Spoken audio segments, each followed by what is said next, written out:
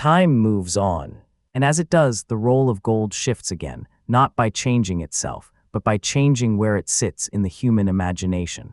In earlier ages, gold was close to the hand. It was weighed, touched, hidden in walls, or buried in earth. Its presence was physical, intimate, and direct. Over time, that closeness began to fade. Gold moved farther away, not because it lost meaning, but because human systems grew thicker layers between themselves and anything physical. Records replaced memory. Institutions replaced individuals. Symbols replaced objects. Value began to live more in writing than in matter. Gold did not disappear in this process. It receded. Receding is different from leaving. Gold remained present, but no longer necessary for daily recognition. People trusted marks, ledgers, and promises more easily than metal. These systems worked well for long periods. They allowed scale. They allowed coordination. They allowed complexity.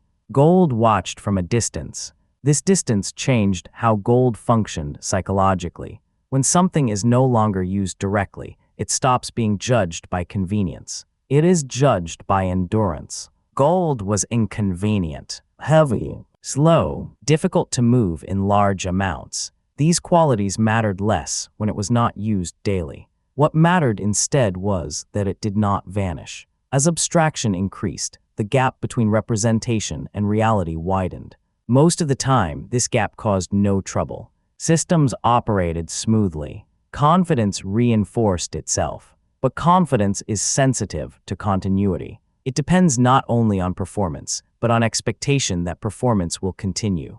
Gold did not ensure continuity. It reminded people that continuity could end. This reminder was not explicit. It was implicit, resting quietly in the background. When systems function well, reminders of fragility feel unnecessary. They are often ignored. Gold was easy to ignore during stability. Ignoring gold did not weaken it. It allowed it to wait. Waiting is easier when nothing is demanded. As generations passed, gold became something many people knew about without ever seeing. It existed as an idea anchored to something physical, even if the physical object remained unseen. This separation created a strange duality. Gold was both distant and familiar. People trusted that it existed somewhere, held by someone, counted by someone. This trust did not require verification most of the time. It lived as an assumption. Assumptions are powerful. They allow systems to function without constant confirmation. Gold's role shifted toward being an assumed backstop, even when it was not explicitly referenced. This backstop role did not require activation to be effective. It shaped behavior simply by existing as a possibility. Possibility changes perception. When people believe there is something beneath the system, they behave differently within it. They extend trust more easily. They tolerate abstraction longer. They accept complexity with less anxiety. Gold did not promise rescue. It offered reference. Reference does not intervene. It orients. As abstraction deepened, orientation became more valuable. Without orientation, speed becomes dangerous. Fast systems amplify errors as efficiently as successes. When something moves quickly, small misjudgments can grow unnoticed until they are too large to manage. Gold did not prevent this amplification. It allowed people eventually to notice it. Over very long spans, this noticing shaped historical memory. Societies remembered that abstraction could go too far. They remembered that something physical had once anchored value. They did not always remember the details. They remembered the pattern. Patterns matter more than specifics in long-term behavior. Gold embodied a pattern of return. When complexity overwhelmed trust, people returned to simpler references. When symbols felt detached, substance regained attention. Gold became a symbol of substance without needing to act symbolically. This paradox defined its later role. Gold was no longer the center of exchange. It became the edge of reassurance. Edges are where systems are tested. At the edge, clarity matters more than convenience. Gold offered clarity, not clarity of purpose or policy, clarity of existence. It existed. That fact alone carried weight. As centuries continued, gold's role became increasingly temporal rather than transactional. It was no longer about moving value through space, but about carrying value through time. Time is more difficult to manage than distance. Distance can be crossed. Time cannot. Gold crossed time by not changing. It did not age. It did not decay. It did not forget. Human systems forget. Records are lost. Languages evolve. Meanings shift. Gold remained legible without translation. This legibility made it suitable as a bridge between eras that could not speak to one another directly. A future generation did not need to understand the system that produced the gold. They needed only to recognize the metal.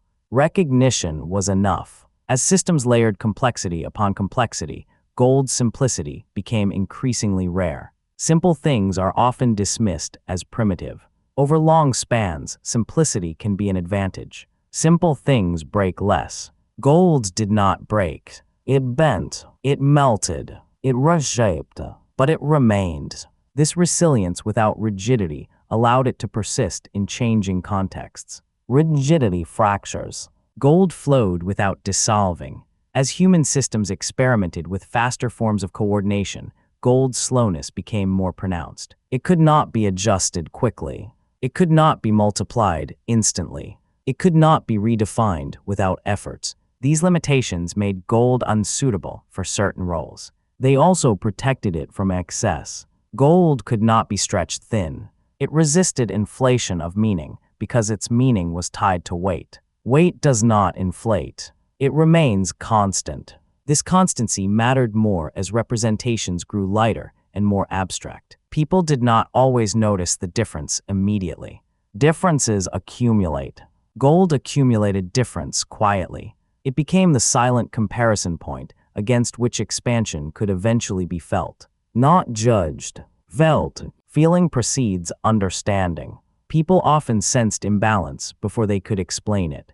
Gold gave form to that sense without speaking. As this episode opens the next phase of the story, gold stands further from daily life than ever before. Yet its presence is deeper. It is no longer handled often, but it is remembered. No longer central, but foundational. No longer visible, but assumed. It has moved from the marketplace to the margins of thought, where long-term expectations are formed. From there, it continues to do what it has always done. It waits, not for collapse, not for revival, but for the moment when speed exhausts itself, when abstraction stretches thin, and when something unchanged becomes noticeable again. That moment does not belong to any single era. It recurs. And when it does, gold does not need to arrive. It is already there. Time continues, and with it, the distance between human intention and human outcome grows wider. As systems become more capable, they also become more fragile in unfamiliar ways. Fragility does not always appear as weakness. Often it appears as confidence stretched too far. Gold remains outside this stretch. It does not participate in confidence. It does not benefit from it. It does not collapse with it. As abstraction deepens, people become skilled at managing symbols. Numbers move quickly. Claims circulate. Promises overlap. Entire structures operate without touching anything physical for long periods. This is not failure. It is efficiency. Efficiency allows scale. Scale allows coordination. Coordination allows complexity. Gold does not compete with complexity. It waits beneath it. Waiting beneath something is different from opposing it. Gold does not resist abstraction. It allows abstraction to exist without severing all connection to substance. This allowance matters more than direct use. As systems grow, people rely increasingly on trust that others will continue to recognize what they recognize. This trust is often invisible. It is built into behavior. Gold contributes to this trust indirectly. It sits at the edge of awareness, reminding systems that recognition once depended on something physical, finite, and unchanged. This reminder does not interrupt daily activity. It influences expectation. Expectation shapes tolerance. When people believe there is something beneath the system, they tolerate greater complexity within it. They accept representations because they assume representation is anchored somewhere. Gold has served as that somewhere, even when unseen. This role is subtle. It does not require gold to be exchanged. It requires gold to be conceivable. Conceivability is enough. People act differently when they believe limits exist, even if those limits are not actively enforced. Gold embodies limit without enforcing it. This embodiment does not instruct behavior. It frames it. Frames shape perception without dictating action. Gold framed value as something that could not expand infinitely without losing connection to reality. This framing did not prevent expansion. It allowed recognition of excess after the fact. Recognition after the fact is often how human learning occurs. Gold became part of that learning process. As centuries progressed, gold's role became less about economy and more about psychology. Not individual psychology, but collective perception. It influenced how societies understood permanence. Most human creations are temporary. Buildings fall, laws change, languages evolve, even customs dissolve. Gold did not dissolve. This persistence gave it a unique position in collective memory. It became associated not with success, but with survival. Survival is quieter than success. Success demands acknowledgement. Survival only requires continuation. Gold survived many things that were once considered permanent. That survival carried weight, not immediately, gradually. Over long spans, people learned that things believed to be solid could disappear, and that something seemingly inert could remain. This inversion reshaped intuition. Intuition is not taught. It is formed by repeated experience. Gold formed intuition about endurance. It suggested that endurance does not always look impressive. It does not always expand. It often waits. As systems became faster, this waiting became more pronounced by contrast. Speed creates noise. Noise obscures slow signals. Gold's signal was slow. It was easy to ignore. Ignoring it did not diminish it. It allowed it to remain unchanged. When systems are designed for speed, they often struggle with memory. They move forward efficiently, but they do not carry history well. Gold carried history without narration. A piece of gold did not tell its story, but its existence implied one. Implication is enough to anchor memory. Memory anchored in objects lasts longer than memory anchored in explanation. Explanations require transmission. Objects require recognition. Gold required recognition. Recognition survived disruption. As time continued, gold's role as a temporal bridge became more pronounced. It connected not just generations, but eras. An era ends when its assumptions no longer hold. Gold existed beyond assumptions. It did not assume continuity. It did not assume stability. It did not assume growth. It remained regardless. This non-assumptive nature allowed gold to exist across discontinuity without contradiction. New eras could adopt it without inheriting the beliefs of old ones. They did not need to agree with the past to recognize gold. They needed only to recognize weight. Weight does not argue. As this pattern repeated, gold became less a part of systems and more a boundary condition. Boundary conditions define what is possible without participating in what happens within. Gold defined possibility. It marked what could be carried forward when systems reset. This marking did not require intention. It emerged through behavior. People preserved gold because it had been preserved before. This circularity sustained itself. Circular systems endure when they align with human habit. Gold aligned with habit. Habit is not logical. It is practical. People kept what had lasted. Gold had lasted. As generations passed, this habit became normalized. Normalization does not excite. It stabilizes. Gold stabilized expectations without demanding attention. This stabilization did not stop innovation. It allowed innovation to occur without severing all ties to continuity. Innovation without continuity is disruptive. Continuity without innovation is stagnant. Gold sat between these forces, not balancing them actively, but existing where both could acknowledge it. As human systems continued to evolve, gold did not need to evolve with them. It remained legible. Legibility across time is rare. Most things require translation. Gold did not. This lack of translation requirement made it accessible across cultures and eras without modification. Accessibility without adaptation is unusual. Gold achieved it by being simple. Simple does not mean easy. Simple means consistent. Consistency across time is the deepest form of reliability. Gold's reliability did not come from performance. It came from persistence. As this episode continues, gold stands further removed from daily exchange, yet more deeply embedded in long-term perception. It is no longer the object of attention. It is the condition beneath attention. No longer discussed, assumed, no longer central, foundational. And in that foundational quiet, gold continues to do what it has always done. It remains, not reacting, not directing, not intervening, simply present, waiting. Time continues, and with it, human systems continue to layer themselves upon earlier foundations. Each layer promises improvement, greater reach, greater speed, greater coordination.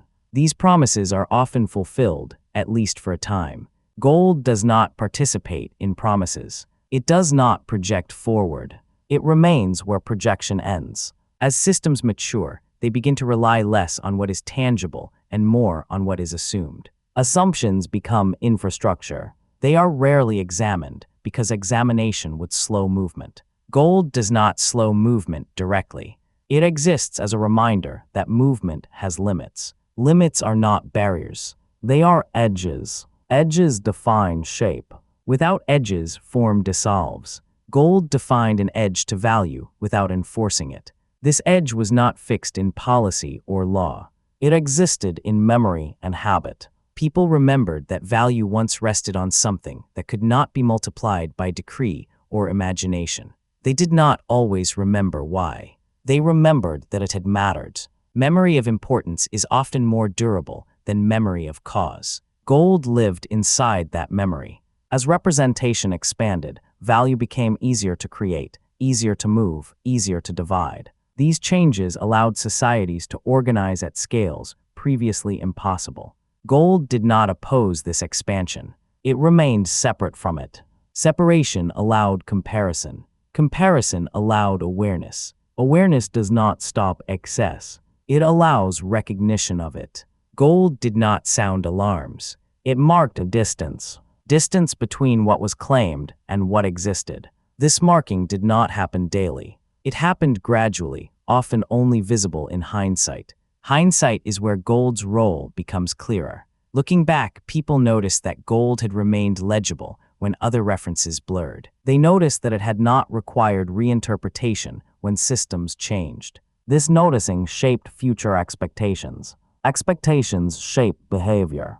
Gold shaped expectation without instruction. People expected that something unchanging would remain meaningful even when many things changed. This expectation influenced how they thought about permanence. Permanence is not immortality. It is continuity through change. Gold embodied continuity without narrative. It did not tell people how to live. It did not suggest what to value. It demonstrated what endured. Demonstration is quieter than instruction. It does not require agreement. It accumulates through repetition. Gold accumulated repetition across civilizations that never coordinated. This accumulation gave it a form of authority that did not originate from power. Authority derived from survival is different from authority derived from control. Gold survived without controlling anything. This survival-based authority did not command obedience. It invited recognition.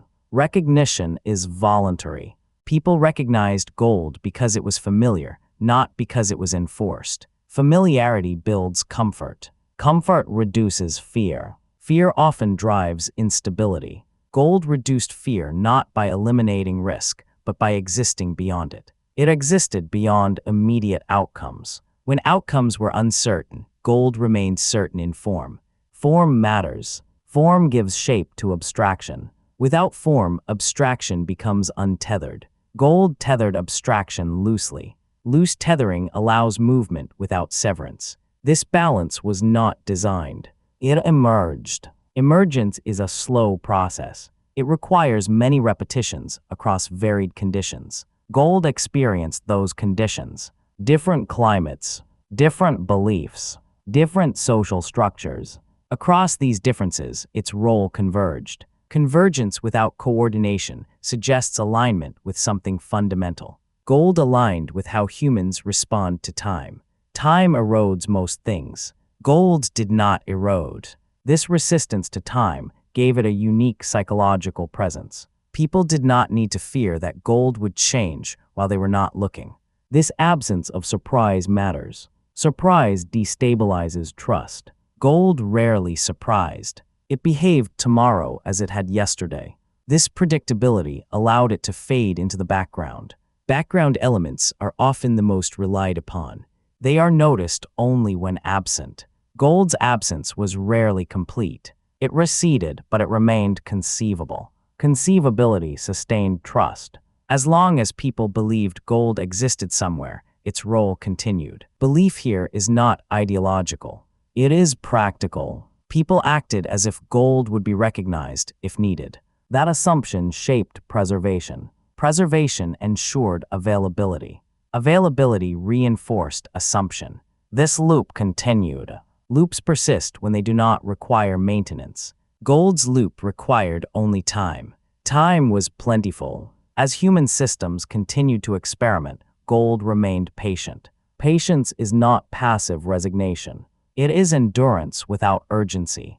Gold endured without urgency. It did not need to adapt to remain relevant. Relevance came to it. When systems became too complex to be trusted fully, gold's simplicity stood out. When representations multiplied, gold's singularity mattered. When promises overlapped, gold's silence was reassuring. Silence is not emptiness. It is absence of contradiction. Gold did not contradict itself. It remained consistent. Consistency across time is rare. Most things trade consistency for adaptability. Gold traded adaptability for endurance. That trade suited its role. It did not need to lead. It needed to remain. As this episode continues forward, gold stands as it has stood for centuries. Not central, not peripheral, but beneath. A reference that does not speak. A presence that does not intervene. A substance that carries no instruction, only continuity. Still there, still recognizable, still unchanged. Waiting. Time continues, and with it, the quiet accumulation of habit. Habits are formed without announcement. They emerge from repetition, from what works often enough to be trusted without reflection. Gold became part of this habitual layer of human behavior. Not as an object of daily thought, as a background certainty. When people stopped asking what gold was for, its role deepened. Questions invite change. Assumptions preserve continuity. Gold lived inside assumption. This assumption did not say that gold was perfect. It said only that gold would still be there. Still there meant something specific. It meant recognizable. It meant unchanged. It meant available if needed. These meanings did not need explanation. They were absorbed through observation across generations. People noticed that gold did not age with them. It did not grow obsolete. It did not depend on fashion, language, or rule. In a world where almost everything else required upkeep, gold required only storage. Storage is a form of trust. To store something is to believe it will matter later. Gold invited storage by not punishing delay. Most things decay when stored too long. Food spoils, tools rust, textiles rot, records fade. Gold waited. Waiting without decay is rare. This quality alone changed how humans thought about time. It allowed effort to be preserved without urgency. It allowed planning to extend beyond immediate reward. Planning beyond immediacy is difficult for human beings. It requires confidence that the future will recognize the past. Gold provided recognition without negotiation. It did not care who held it or why. It did not demand explanation. It did not need validation. This neutrality allowed it to pass through many hands without inheriting conflict. Conflict often attaches to stories. Gold carried no story. Its lack of story made it adaptable without changing. Different cultures could assign different meanings to it without altering the metal itself. Mining shifted. Gold remained. As systems grew larger and more abstract, the distance between effort and outcome increased. People contributed labor to systems they could not fully see or understand. Reward arrived indirectly, often delayed. This distance required trust. Trust stretched across time and complexity. Gold did not create this trust. It reduced anxiety around it. By existing as something outside the system, gold reminded people that not all value depended on continuous participation. One could step away and still preserve something. This possibility mattered. It allowed rest. It allowed withdrawal without loss. Withdrawal is not abandonment. It is pause. Gold allowed pause. Pause is essential in long systems. Without pause, systems exhaust participants. Gold did not force pause. It made pause viable. This subtle influence shaped long-term stability more than dramatic interventions. Gold did not stop cycles. It smoothed transitions between them. As societies continued to layer technology upon technology, the speed of coordination increased. Information traveled faster. Decisions scaled wider. Feedback loops shortened. Gold remained slow. Slowness can feel irrelevant in fast environments. Over long spans, slowness becomes grounding. It prevents total detachment from time. Gold tied value to geological pace rather than human pace. Geological pace does not hurry. It does not respond to demand. It does not accelerate. This indifference placed a quiet boundary on expectation. Expectation that everything could be adjusted quickly. Gold resisted adjustment simply by existing. This resistance was not confrontational. It was passive. Passive resistance is often more durable than active opposition. Gold did not oppose change. It outlasted it. Outlasting change accumulates authority without seeking it. Authority earned through endurance is rarely questioned. Gold earned this authority gradually, not through decree, through survival. Survival across many forms of failure. Political failure, administrative failure, social failure. Gold did not survive because it avoided these failures. It survived because it did not depend on their success. Dependence is fragile. Independence endures. Gold's independence from specific systems allowed it to move between them without contradiction. As one system faded, gold did not need to be redefined for the next. Recognition bridged the gap. Bridges matter most when passage is uncertain. Gold functioned as a bridge not by connecting systems directly, but by remaining legible to both. Legibility across time is rare. Languages change. Symbols shift. Meanings evolve. Gold's meaning remained minimal. Minimal meaning is easier to carry forward. Complex meanings fracture. Simple ones persist. Gold's meaning was simple. It was scarce. It was durable. It was unchanged. These qualities did not depend on interpretation. They were observed. Observation builds confidence slowly. Confidence built slowly lasts longer. Gold's confidence did not spike. It accumulated. As this accumulation continued, gold became less an active participant in human systems and more a condition beneath them. Conditions are not chosen. They are accepted. People did not choose gravity. They adapted to it. Gold approached this level of acceptance in human thought. Not everywhere, not uniformly, but repeatedly enough to matter. When something reaches this stage, it no longer needs reinforcement. It survives neglect. Gold survived neglect. Neglect did not weaken it. It preserved it. When attention moved elsewhere, gold waited. Waiting without deterioration is a form of strength. This strength did not manifest as dominance. It manifested as availability. Availability across time is the deepest form of reliability. Gold remained available. As the story continues forward, gold does not step into the foreground. It does not demand recognition. It does not assert relevance. It stays where it has always been. Beneath movement, beneath explanation, beneath urgency. Quiet, unchanged, present, waiting for the next moment when something that does not change becomes visible again. Time continues, and with it, the quiet work of accumulation. Not accumulation of objects, but accumulation of experience. Human societies learn slowly. They test ideas across generations, often without realizing it. What fails is abandoned. What endures is kept, sometimes without knowing why.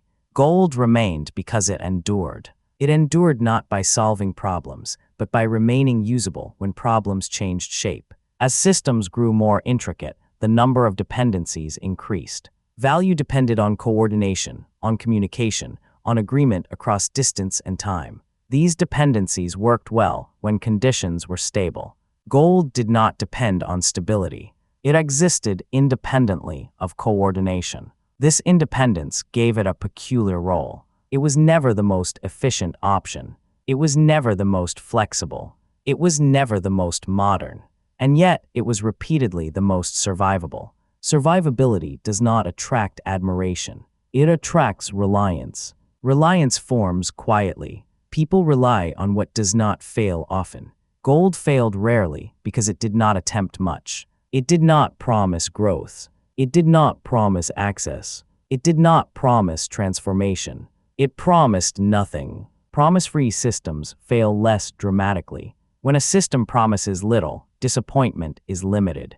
Gold disappointed no one by design. It remained exactly what it had been.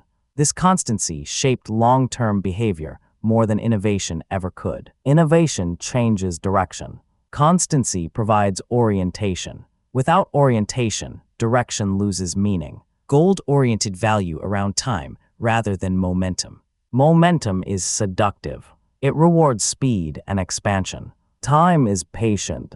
It rewards endurance. Gold aligned with time. As generations passed, this alignment became part of inherited intuition. People sensed that some things were meant to move quickly and others were meant to stay still. Gold belonged to stillness. Stillness is often misunderstood as lack of purpose. In long systems, stillness is a stabilizing force. It absorbs shocks without reacting. Gold absorbed shocks simply by not changing. When disruption occurred, gold did not amplify it. It did not respond. It remained. This non-response reduced cascading effects. Many systems fail not because of initial disruption, but because of reactions to disruption. Gold did not react. This quality made it a reliable counterweight in moments of uncertainty. Not a solution. A reference. Reference points do not act. They allow others to act with awareness. Gold allowed awareness of continuity. Continuity does not prevent change. It provides context for it. Without context, change feels like loss. With context, change feels like transition. Gold provided context by surviving transitions. This survival was not abstract. It was physical. Gold remained visible, touchable, and measurable across centuries. Visibility matters. People trust what they can verify. Verification does not require belief. Gold could be verified with weight and purity. These methods did not change across eras. Consistency of verification reinforced trust. Trust built on verification is durable. It does not depend on authority. It depends on observation. Gold's trust depended on observation. Observation accumulates. Each generation observed that gold had mattered before. They did not need to know when or why. They needed only to know that it had.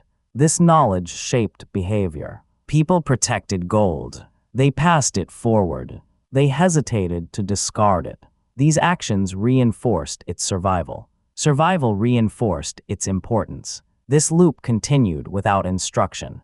Loops that require no management endure longest. Gold's loop required only recognition and time. Time continued. As the world grew more interconnected, gold's universality became more apparent. Different cultures disagreed on many things. They disagreed on governance. They disagreed on belief. They disagreed on hierarchy. They did not disagree on gold's recognizability. Recognition does not require agreement on meaning.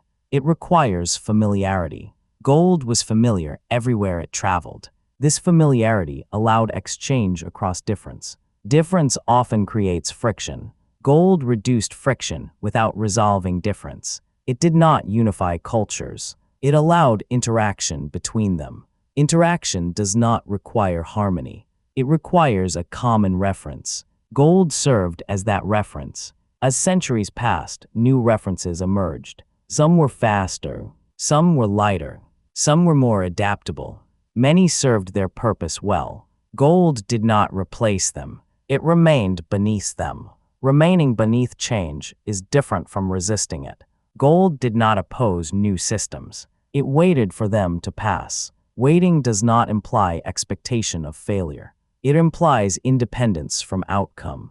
Gold did not care whether systems succeeded or failed. It remained usable in either case. This neutrality made it acceptable across ideologies.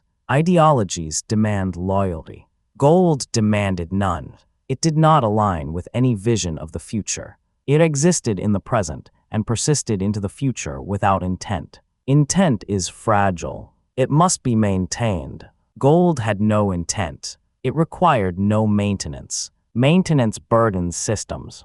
Gold removed burden by existing without upkeep.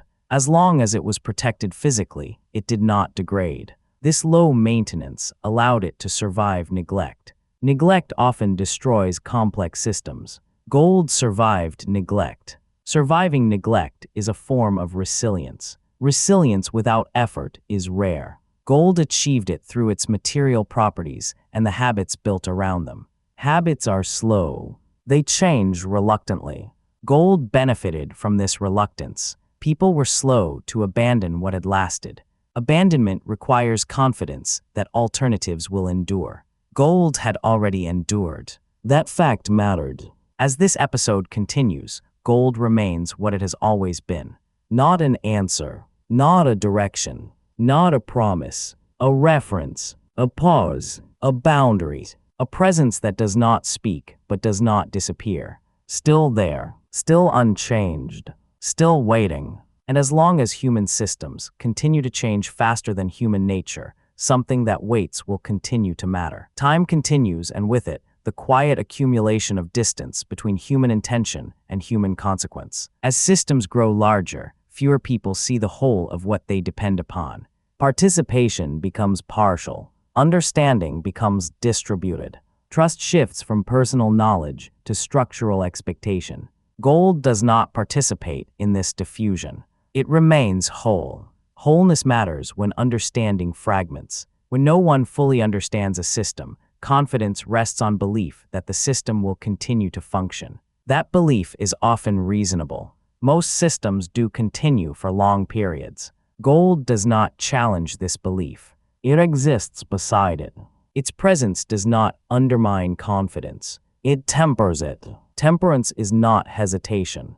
It is proportion. Gold introduces proportion by remaining finite. Finiteness shapes expectation quietly. When something is finite, it encourages consideration. When something feels infinite, it encourages assumption. Gold never felt infinite. It could be counted, weighed, stored, lost. Loss mattered. Loss reminded people that value was not abstract. Loss made absence visible. This visibility grounded perception. In systems where value is largely symbolic, loss can feel unreal until consequences appear. Gold made loss tangible. Tangibility does not prevent risk.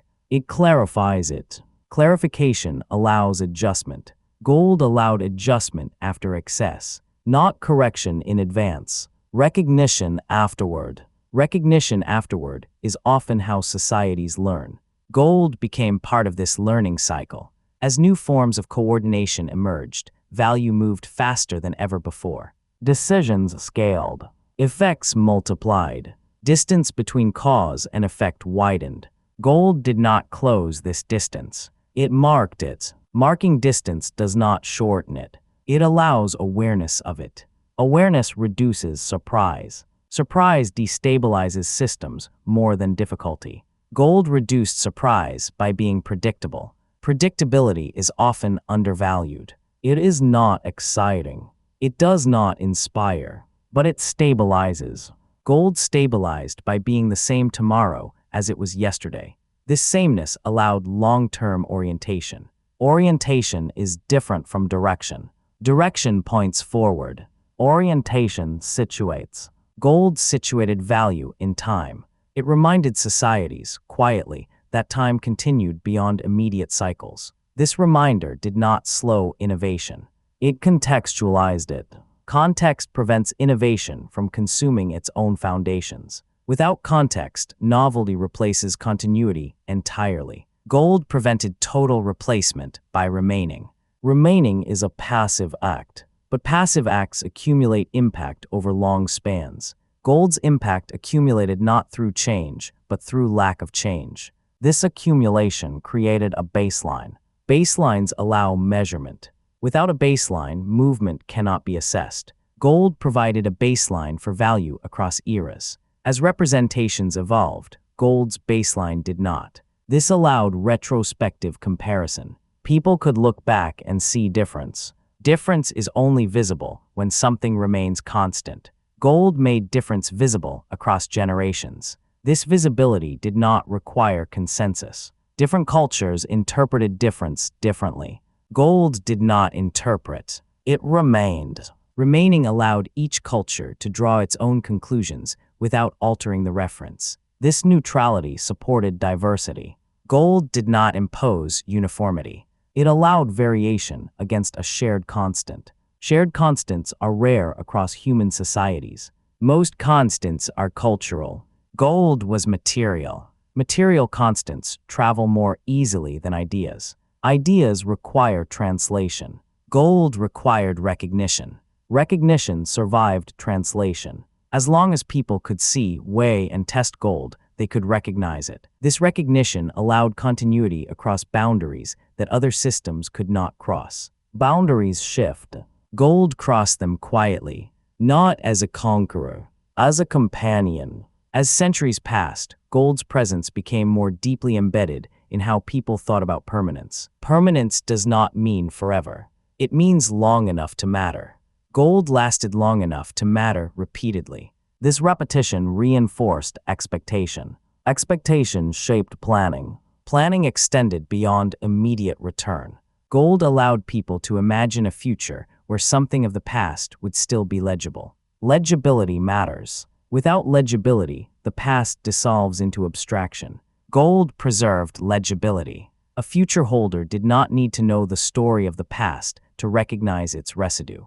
Recognition bridged silence. Silence often separates generations. Gold spoke through silence by remaining unchanged. This silent continuity carried forward more than value.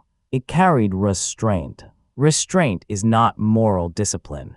It is structural patience. Gold embodied patience by refusing to respond to urgency. Urgency demands reaction.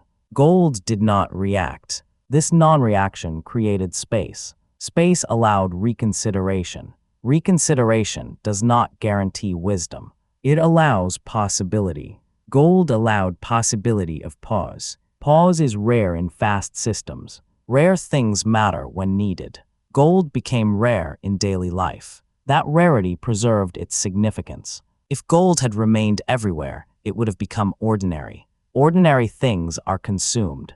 Gold remained extraordinary by remaining scarce. Scarcity without artificial restriction creates respect. Respect encourages preservation. Preservation ensures survival. Survival reinforces respect. This loop sustained itself quietly. As this episode continues toward its next movement, gold remains in the same posture it has held for centuries. Not advancing, not retreating, not transforming, remaining available, remaining recognizable, remaining indifferent to pace and ambition, not because it was designed to endure, but because endurance emerged naturally from what it was. And as long as human systems continue to accelerate faster than human memory, something that does not accelerate will continue to matter. Gold remains that something, still present, still unchanged, still waiting. Time continues, and with it, the slow widening of scale. Human effort becomes increasingly collective. Outcomes depend on many hands, many decisions, many layers of coordination. Individual contribution becomes harder to trace. Responsibility becomes diffuse. Gold does not dissolve into diffusion. It remains whole. This wholeness mattered more as systems grew less transparent. When no single person can see the full structure, trust must rest somewhere else. Often it rests on continuity. Gold offered continuity without explanation. It did not reveal how systems worked. It revealed that something had persisted while systems changed. Persistence does not guarantee correctness. It signals durability. Durability influences confidence. Confidence allows participation. Gold contributed to confidence indirectly by existing outside the complexity that required confidence. As systems expanded, people relied increasingly on assurances that were not personally verifiable. They trusted processes they could not observe. They accepted outcomes they could not trace. Gold did not require this leap. It could be verified directly. Verification is grounding. Even when people did not verify gold themselves, they knew verification was possible. Possibility matters. Knowing that something could be checked reduces anxiety, even if it is not checked. Gold carried this possibility. It could be weighed. It could be tested. It could be counted. These acts did not depend on institutional permission. This independence made gold a quiet reference point when trust felt stretched. Not a replacement, a reassurance. As abstraction deepened, reassurance became more valuable than control. Control is difficult in complex systems. Reassurance allows acceptance without mastery. Gold reassured by remaining unchanged. Change creates questions. Unchanging things reduce them. Gold reduced the number of questions one had to ask about value. It did not answer them. It made them unnecessary. Over long spans, this reduction mattered. Cognitive load accumulates. Complex systems demand attention. Gold demanded none. It existed quietly, requiring no interpretation. This quietness conserved attention. Attention is finite. Systems that require constant attention exhaust participants. Gold did not exhaust. It rested. Rest is essential in long processes. Without rest, systems collapse under their own complexity. Gold provided a form of rest for value. Value could pause without decaying. This pause did not halt activity elsewhere. It allowed separation. Separation between what must move and what must remain. Gold belonged to what must remain. Remaining does not imply rigidity. Gold could be reshaped. It could change form, but it did not change nature. This distinction mattered. Form adapted. Nature persisted. Human systems often confuse the two. They attempt to preserve form and change nature. Gold preserved nature and allowed form to shift. This flexibility without loss allowed it to survive changing contexts. As centuries passed, gold's role became increasingly abstract without becoming symbolic. It was not an idea. It was not a belief.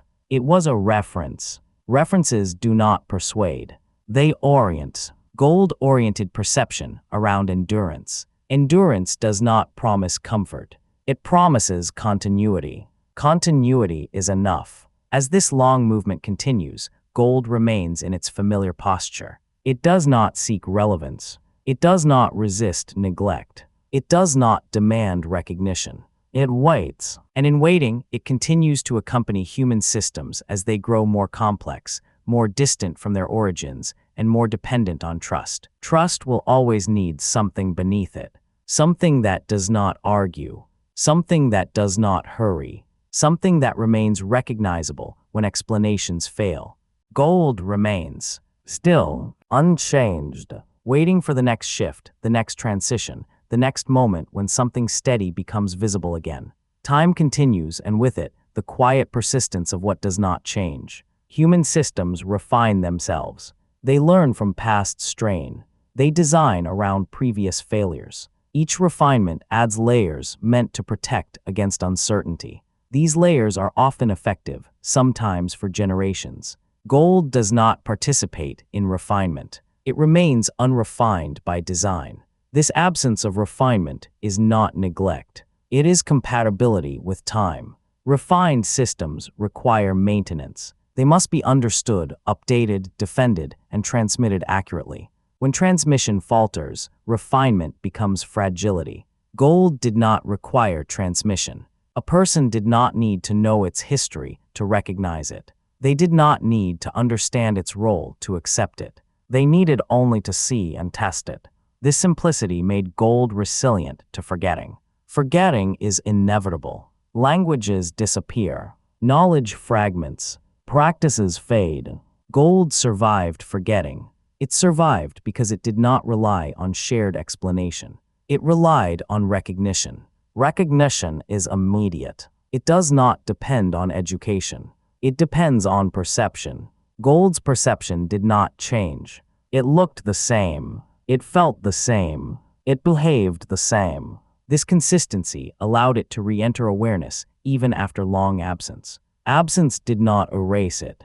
It waited. As human systems became more distant from physical reality, the idea of something unchanging grew more abstract. People lived surrounded by processes rather than objects. Outcomes arrived without visible cause. Value appeared without visible substance. This distance altered intuition. Intuition, shaped in physical environments, struggled to adapt to abstract ones. Gold remained physical. It did not become abstract. It stayed heavy. This heaviness mattered. Heaviness anchors perception. It resists illusion. Gold could not be imagined into existence. It had to be found, extracted, carried. This requirement grounded value in effort, even when effort elsewhere became invisible. Gold reminded people, quietly, that value once required contact with the earth. This reminder did not moralize. It contextualized. Context does not instruct behavior. It frames it. Gold framed value as something that emerged from limitation. Limitation is uncomfortable. It contradicts ambition. Gold did not oppose ambition. It existed outside it. This outside position allowed gold to survive cycles of expansion that consumed more integrated systems. Integration increases efficiency. It also increases vulnerability. Gold remained less integrated. Less integrated systems fail less dramatically. They fail quietly or not at all. Gold failed rarely. This rarity reinforced trust. Trust built slowly is difficult to displace. Gold's trust was built over centuries, not by persuasion, by survival. Survival is a form of evidence. Evidence accumulates weight. Gold accumulated weight in both senses. As time continued, gold's role became increasingly implicit in how people understood loss. Loss is inevitable. What matters is whether loss is temporary or permanent. Gold blurred this distinction. A person could lose gold and it would still exist. Loss did not destroy it. Destruction of value feels different from transfer of value. Gold preserved value through transfer even when ownership changed. This preservation reduced the finality of loss. Not emotionally, structurally. It allowed systems to absorb loss without erasing value entirely. This absorption mattered in long histories marked by disruption. Gold did not prevent suffering. It prevented complete erasure. Erasure severs continuity. Gold maintained continuity even when experience was fragmented. As generations passed, gold became part of the quiet inheritance of restraint. Restraint is not imposed. It is learned. People learned that some things were not meant to be consumed quickly. Gold was one of those things. This learning did not require instruction. It was observed. Observation is more persuasive than argument. Gold persuaded without speaking. As the distance between effort and reward increased in human systems, this restraint became more important. Without restraint, systems accelerate toward instability. Gold slowed nothing directly. It slowed expectation. Slowed expectation allows recalibration. Recalibration does not happen in motion. It happens in pause. Gold offered pause. Pause is not inactivity. It is preparation. Gold prepared societies for transition by existing through it. As transitions occurred, gold did not define the next form. It allowed the next form to emerge without starting from nothing. Starting from nothing is destabilizing. Gold prevented nothingness. It carried something forward. That something was not a plan. It was continuity. Continuity is not enough to guarantee success. It is enough to allow recovery. Recovery requires recognition. Gold was recognized. As long as recognition persisted, gold's role persisted. Recognition does not require consensus. It requires familiarity. Gold remained familiar across time. This familiarity did not fade with distance. It deepened. As this episode continues, gold remains in its enduring posture. Not instructing, not guiding, not promising, remaining, present through change, recognizable through silence, unchanged through acceleration, waiting, as it always has. Time continues, and with it, the quiet separation between what endures and what must be renewed. Human systems depend on renewal. They must be updated, reaffirmed, repaired. Without renewal, they decay. This decay is not moral failure. It is entropy. Gold did not require renewal. It did not need to be refreshed, revalidated, or reintroduced. It did not expire. It did not age out of relevance. This absence of renewal shaped its role in a way few things share. Most systems ask something of the future: maintenance, agreement, participation. Gold asked nothing. It did not require belief in tomorrow. It existed regardless of tomorrow. This independence from expectation made gold suitable for moments when expectation weakened. When people no longer trusted continuity, gold did not need to be trusted. It only needed to be recognized. Recognition is a lower requirement than trust. Trust involves anticipation. Recognition involves acknowledgement. Gold survived by requiring acknowledgement rather than anticipation. As societies moved further from direct experience of scarcity, abstraction softened the perception of limits. Systems grew confident. Coordination became sophisticated. Outcomes became predictable. For long periods, this worked. Gold did not interrupt these periods. It remained silent. Silence allowed confidence to grow without resistance. When resistance appears too early, it is dismissed. Gold did not resist. It waited. Waiting is a form of alignment with time rather than with circumstance. Circumstances change quickly. Time changes slowly. Gold aligned with time. As generations passed, people became increasingly skilled at managing symbols. They learned to live within representations. Many never touched the underlying substances those representations implied. Gold remained one of the few substances whose implication could not be fully abstracted. It insisted on presence. Even when unseen, it was known to exist somewhere.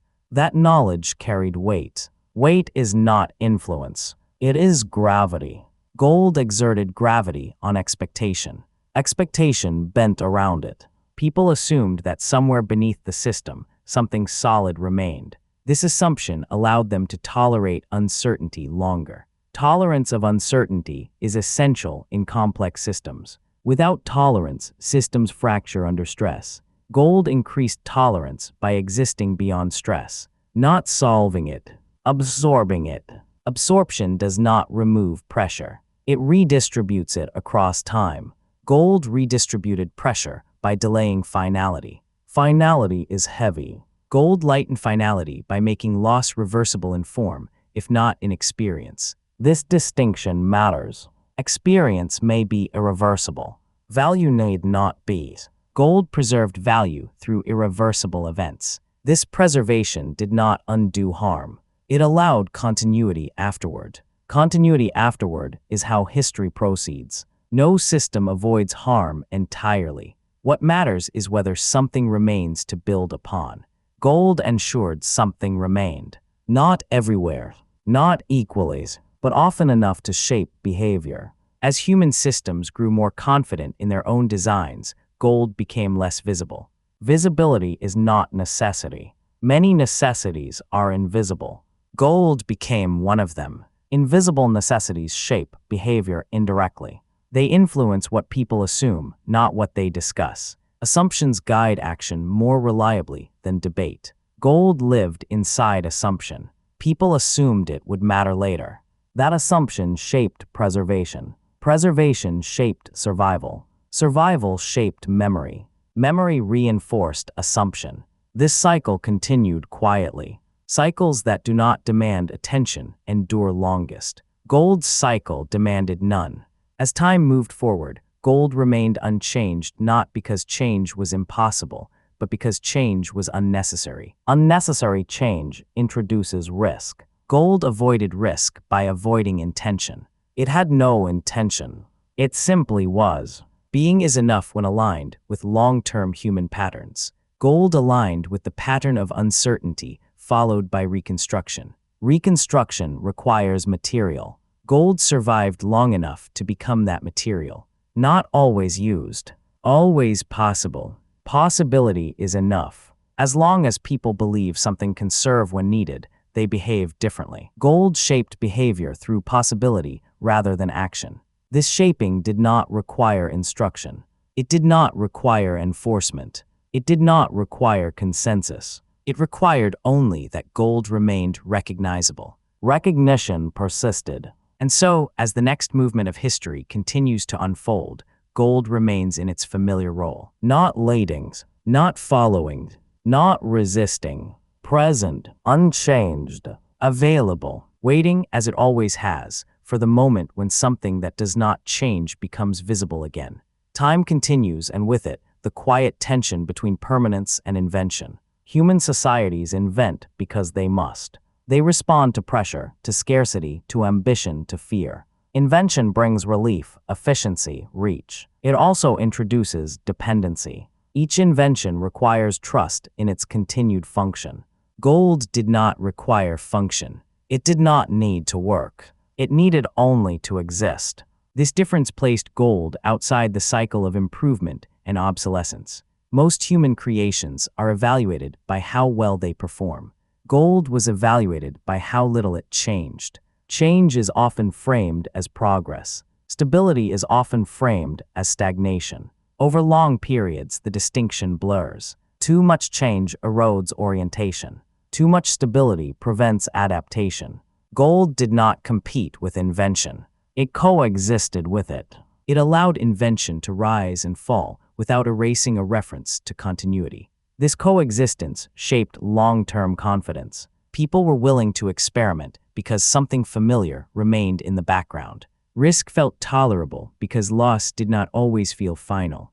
Gold did not guarantee recovery. It allowed the idea of recovery to persist. Ideas shape behavior. The idea that something survives failure changes how people approach uncertainty. Gold embodied that idea without speaking it. As human systems became more abstract, the number of things that could not be directly verified increased. People trusted outcomes they could not observe, calculations they could not reproduce, mechanisms they could not explain. Trust expanded. Gold did not shrink trust. It grounded it. Grounding does not oppose trust. It gives it somewhere to rest.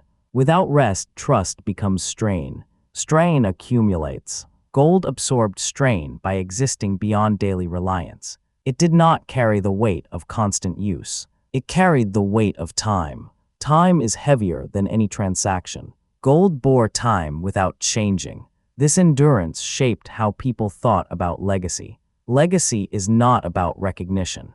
It is about continuity beyond one's own participation.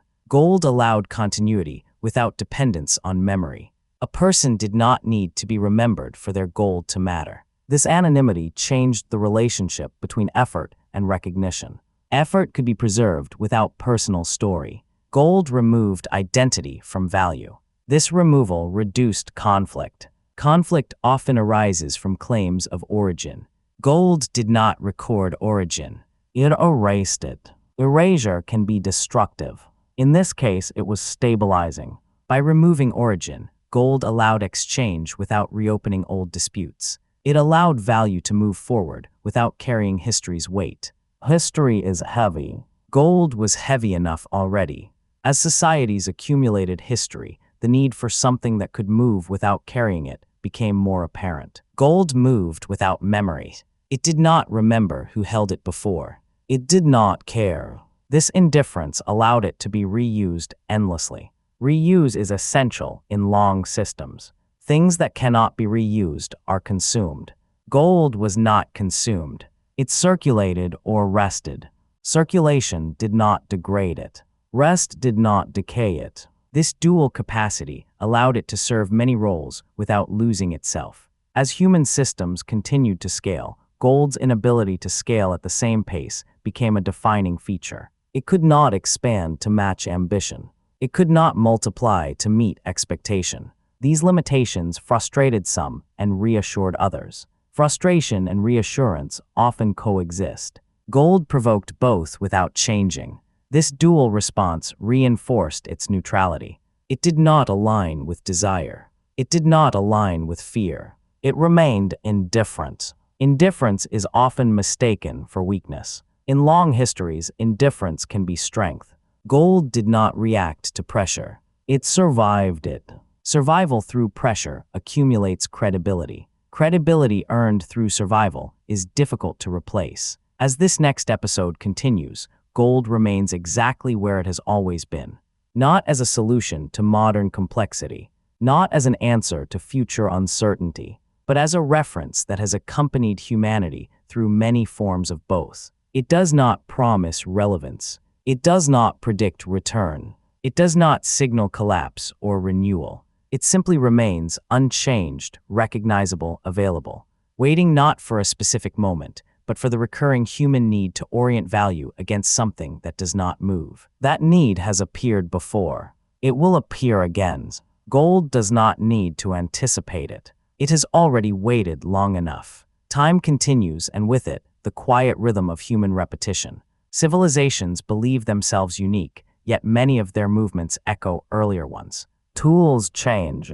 Language changes. Scale changes. The underlying responses to uncertainty remain familiar. Gold has accompanied these responses without intervening in them. It has never directed human behavior. It has reflected it. When confidence is high, gold becomes distant. When confidence thins, gold becomes noticeable again. This movement does not require intention. It follows attention. Attention shifts when systems feel strained. Gold waits for attention without calling for it. This waiting has shaped its place in history more than any dramatic moment. There was no single turning point when gold became essential. There were countless small moments when it was simply chosen again. Choice repeated becomes habit. Habit repeated becomes tradition. Tradition repeated becomes assumption. Gold moved through all three stages. Assumption is powerful because it is rarely questioned. People question ideas. They question rules. They question authority. They rarely question what feels given.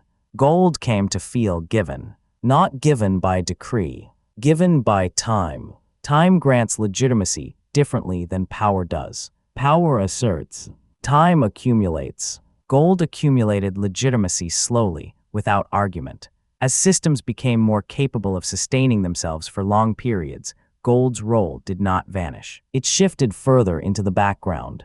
Background elements are often the last to fail. They are not stressed by daily demand. Gold avoided daily demand by becoming reserved. Reservation preserved it. Preservation reinforced trust. Trust reinforced reservation. This cycle continued quietly. As abstraction increased, people relied more on coordination than on substance. They trusted systems that had worked for generations. This trust was often justified.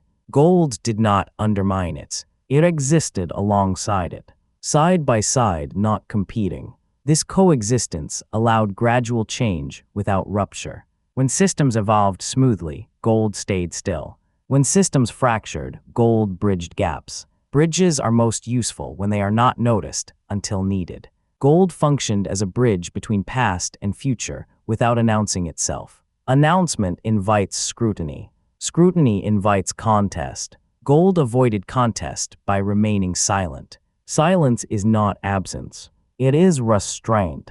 Restraint allowed gold to remain acceptable across conflict. It was taken by victors and preserved by the defeated.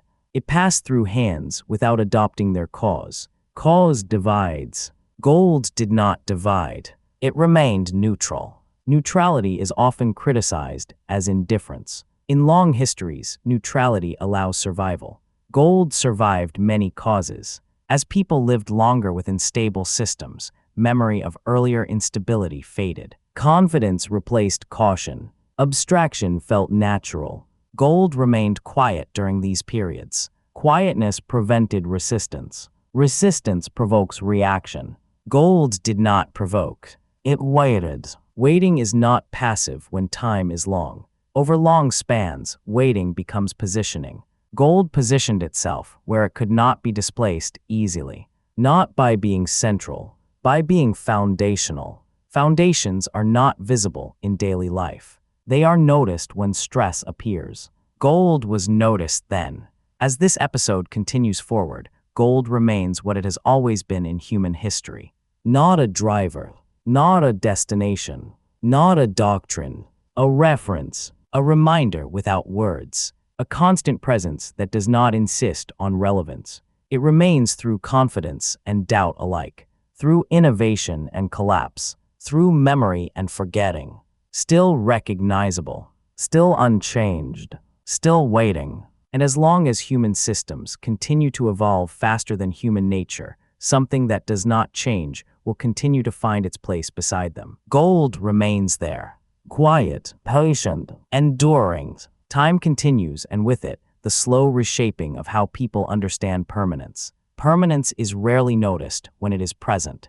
It is felt most clearly when it is threatened. Human systems learn this lesson repeatedly. Stability fades gradually, then suddenly becomes visible in its absence. Gold has always existed in that space between the gradual and the sudden.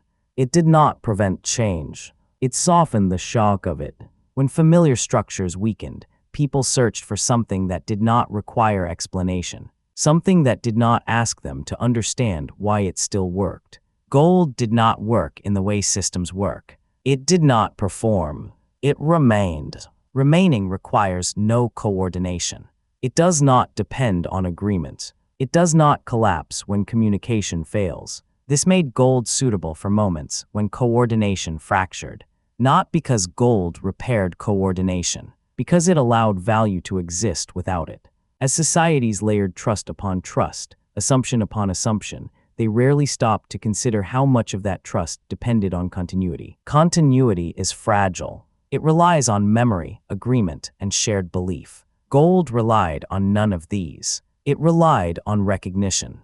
Recognition is immediate. A person does not need to believe in gold to recognize it. They do not need to agree with its history. They do not need to accept its symbolism. They need only to see it, weigh it, and know that others will do the same. This knowledge did not come from instruction. It came from observation, repeated across time. Observation becomes expectation. Expectation becomes habit. Habit becomes culture. Gold entered culture without demanding language. Language evolves. Gold did not. As human societies became increasingly confident in their capacity to design systems that could manage complexity indefinitely, gold's stillness appeared less relevant. Relevance is a short-term judgment. Endurance is a long-term one. Gold traded relevance for endurance. This trade allowed it to persist quietly while other things competed for attention. Attention moves. What remains when attention leaves often determines what survives. Gold survived because it did not require attention. It could be forgotten and still remain. Forgetting did not erase it. It waited. Waiting through neglect is difficult for most things. Neglect breaks systems that require participation. Gold required none.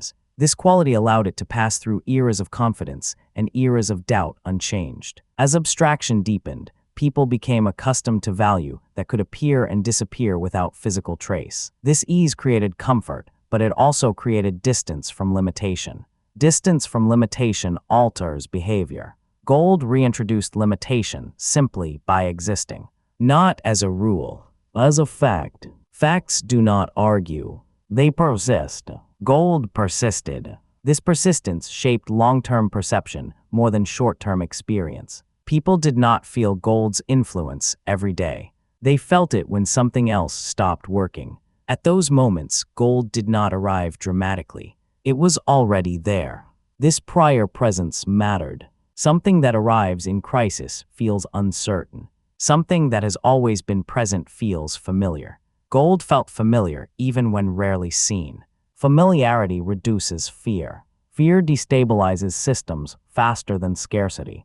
Gold reduced fear by being recognizable. Not comforting, recognizable. Recognition allows orientation. Orientation allows action.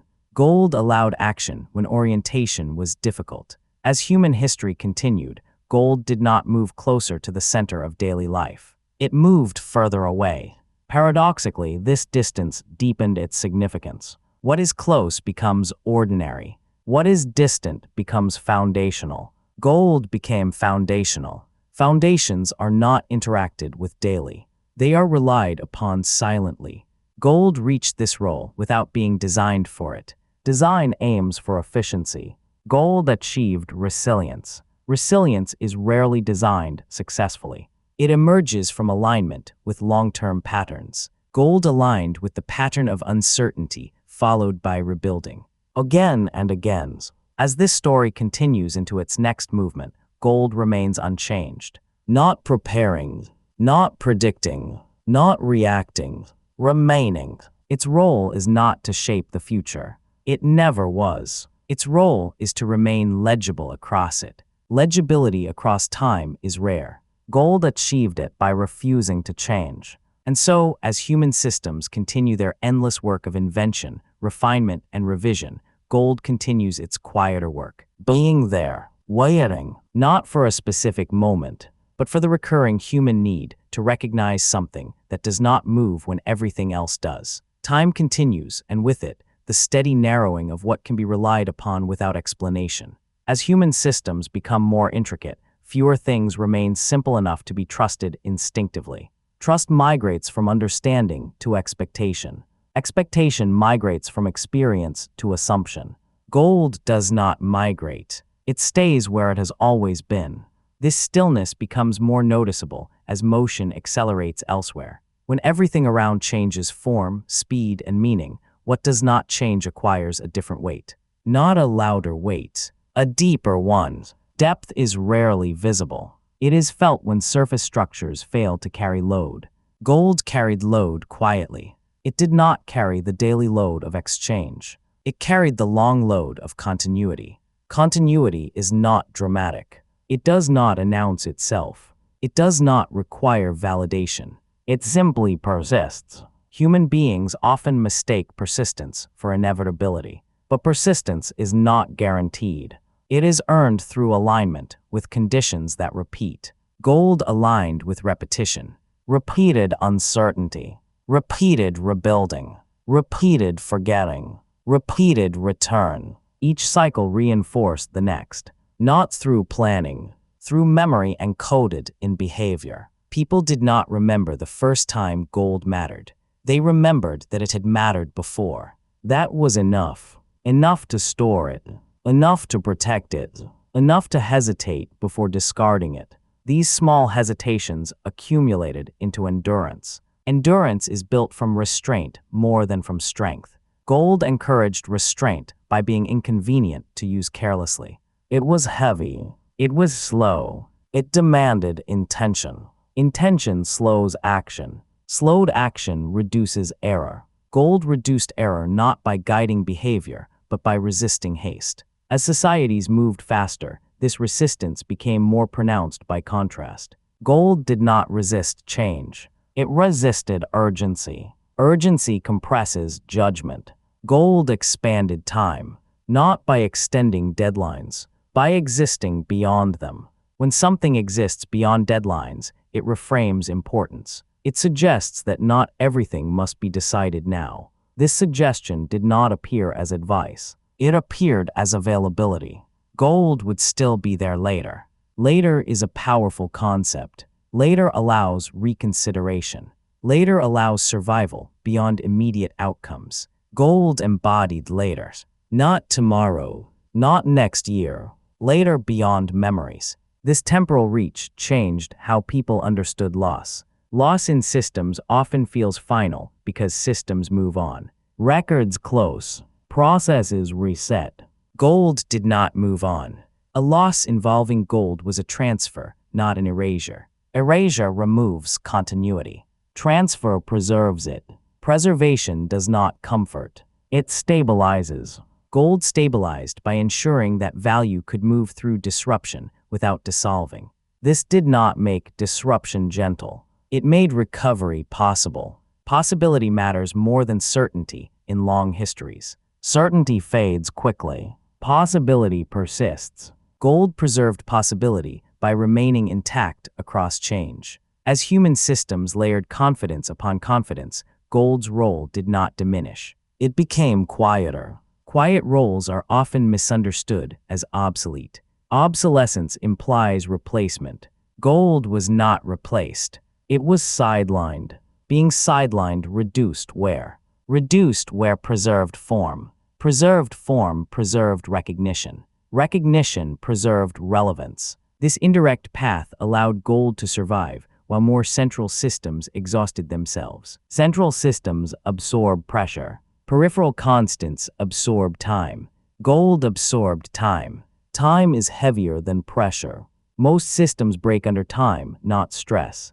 Gold did not. As centuries continued, gold became increasingly associated with what outlasted explanation. Explanations are temporary. They suit a moment. Gold suited duration. Duration does not need explanation. It reveals itself through persistence. Gold revealed itself slowly, repeatedly, without argument. This manner of revelation built a trust that did not depend on agreement. People did not need to agree about why gold mattered. They needed only to expect that others would recognize it. Expectation coordinated behavior without instruction. Coordination without instruction is rare. Gold achieved it by being familiar enough to need no introduction. As the story continues, gold remains in the same posture. It does not seek relevance. It does not resist neglect. It does not demand belief. It remains legible. Legibility across time is the deepest form of communication. Gold communicated without speaking. It said only one thing repeatedly across generations: I am still here. And because it was, people continued to act as if it would be. That action sustained its role, not through ideology, through habit. Habit is stronger than belief. Belief changes. Habit persists. Gold became habit embedded in culture, memory, and expectation. Not loudly, quietly, patiently, unchanged, waiting. Time continues, and with it, the quiet narrowing of certainty. Human systems grow more capable, yet also more dependent on assumptions that few can fully examine. Participation becomes abstract. Responsibility disperses. Outcomes arrive through layers of process rather than direct action. Gold does not pass through layers. It remains singular. Singularity matters when everything else multiplies. In systems built on multiplication, replication, and scale, a single unchanging reference becomes noticeable by contrast. Not immediately, gradually. Gold does not multiply. It accumulates. Accumulation is slow. Slowness frustrates ambition. It reassures continuity. Gold reassured by refusing to hurry. This refusal did not stop human systems from accelerating. It existed beside that acceleration, offering a silent contrast. Contrast sharpens perception. Without contrast, movement feels normal no matter how extreme. Gold provided contrast across time. It allowed people, eventually, to sense that something had moved far from earlier conditions. Sensing does not require analysis. It arises as unease, hesitation, reconsideration. Gold did not explain unease. It made unease intelligible. By remaining unchanged, gold showed that change elsewhere had occurred. This role did not depend on gold being used. It depended on gold being remembered. Memory is selective. It retains what survives. Gold survived. Survival anchored memory. Memory anchored expectation. Expectation shaped behavior. This chain operated quietly, without instruction. As systems became increasingly abstract, the number of things that could not be directly verified grew. People relied on trust that others were following rules they could not observe. Gold remained verifiable. Verification is grounding even when not exercised. Knowing that something can be checked reduces anxiety. Gold carried this possibility. Possibility calms. Calm allows systems to function longer. Gold contributed to calm without intervening. It did not solve problems. It softened edges. Edges are where systems fail. Softened edges reduce fracture. Gold reduced fracture by existing beyond immediate consequence. Immediate consequence drives urgency. Urgency narrows judgment. Gold widened judgment by existing outside urgency. This widening did not produce wisdom. It produced patience. Patience is not often celebrated. In long histories, it is essential. Gold embodied patience by being patient. It did not react. It did not respond. It did not adapt. It waited. Waiting allowed time to pass without loss of form. Form preservation mattered. When form dissolves, recognition fails. Gold preserved form. This preservation allowed recognition across eras that could not speak to one another. Recognition bridged silence. Silence often marks transitions between systems. Gold carried value through silence, not loudly, without records, without explanation. It simply remained. As human systems layered redundancy upon redundancy, gold remained redundant in the best sense. Not necessary for daily function, necessary for continuity. Redundancy is often seen as inefficiency. In long systems, redundancy is survival. Gold was redundant to daily life. It was essential to long life. This paradox allowed it to endure without pressure. Pressure breaks things. Gold avoided pressure by remaining peripheral. Peripheral does not mean insignificant. It means less stressed. Less stress preserves integrity. Integrity preserves recognition. Recognition preserves role. This chain sustained itself. As time moved forward, gold did not become more visible. It became more assumed. Assumption is deeper than visibility. Visible things can be challenged. Assumed things shape behavior invisibly. Gold shaped behavior invisibly. People planned as if something could remain. They acted as if value could be preserved. They tolerated uncertainty, knowing something familiar existed beneath change. This tolerance allowed societies to risk innovation without total loss. Gold did not enable innovation. It enabled recovery. Recovery is rarely glamorous. It is necessary. As long as recovery remains possible, systems continue to attempt change. Gold kept recovery imaginable. Imagination shapes endurance. Gold did not inspire imagination. It stabilized it. Stabilized imagination does not panic. It adapts. As this long narrative continues, gold remains where it has always been.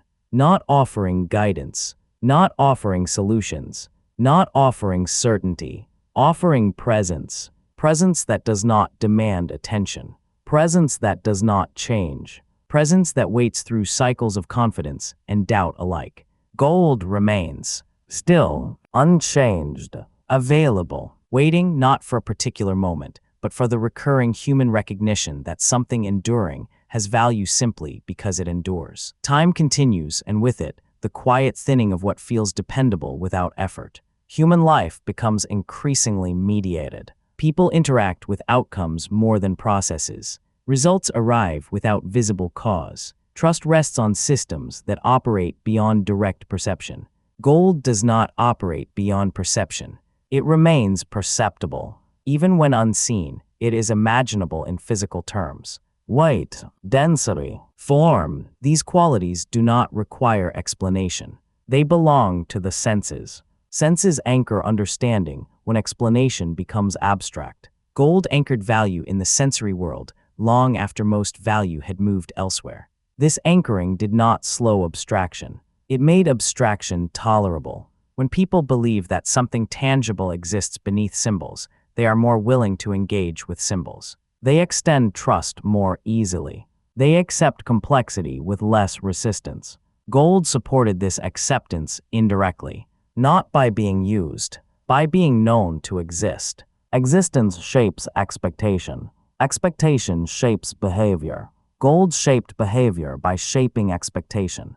Expectation that value was not entirely imaginary. Expectation that limits existed somewhere, even if rarely encountered. Limits influence restraint. Restraint reduces instability. Gold reduced instability without acting.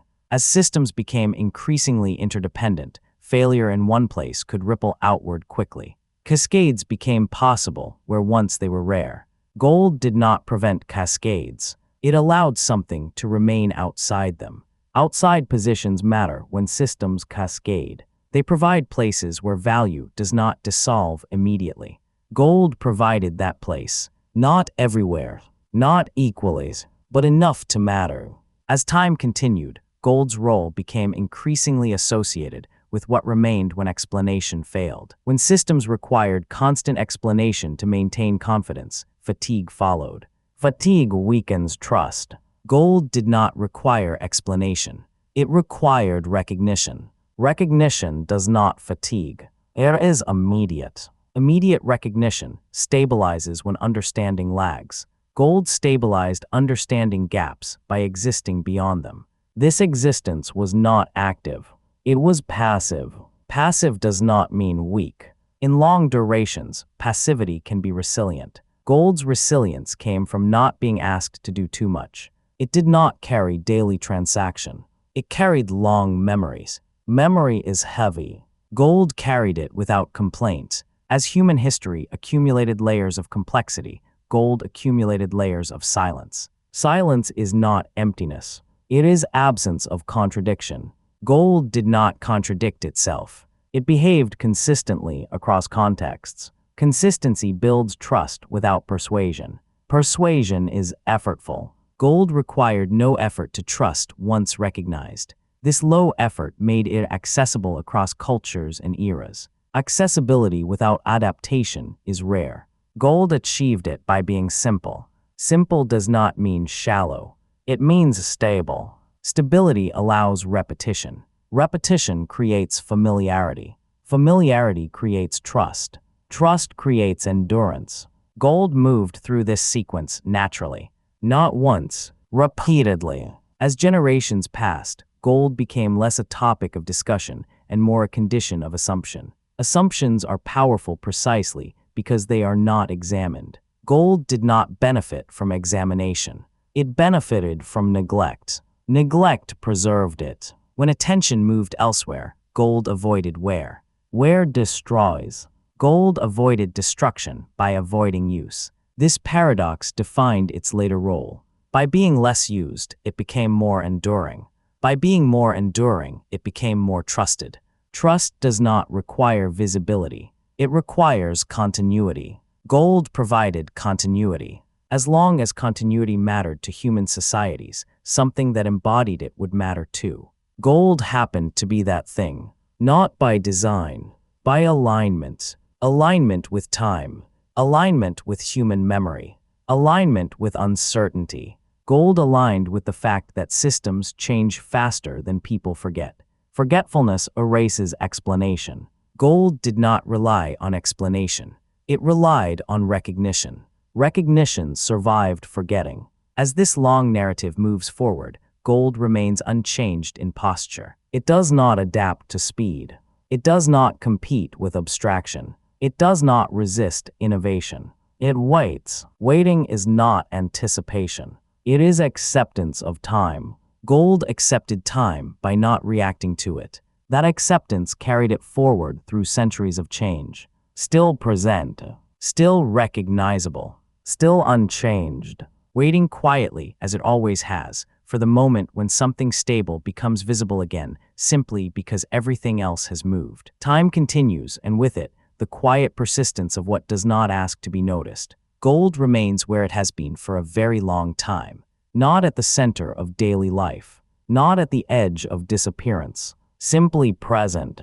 Across generations, systems have grown more capable, more abstract, more confident in their own design. They have learned to move faster, to coordinate wider, to imagine value without touching it. Gold did not follow. It did not need to. Its role was never to keep pace with invention, but to remain legible when invention moved on. Gold did not compete with symbols. It did not argue with systems.